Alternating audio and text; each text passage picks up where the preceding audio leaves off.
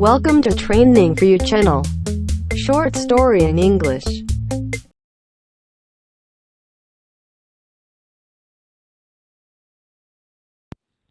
A garden that I like is called Secret Garden. It is located in the heart of the city and is probably the most prevalent garden. It is opposite the art center where many special events take place.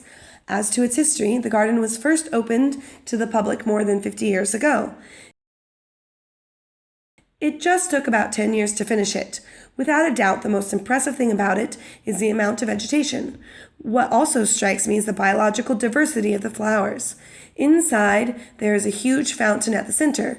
There is also an amusement area for children and public sports facilities for the local people. When I was a little girl, I had a music video taken of me here, which was one of the unforgettable memories that I had during my childhood.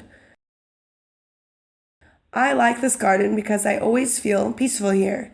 I can go for a walk, do exercises, or enjoy the fresh air and unwind after a day of hard work.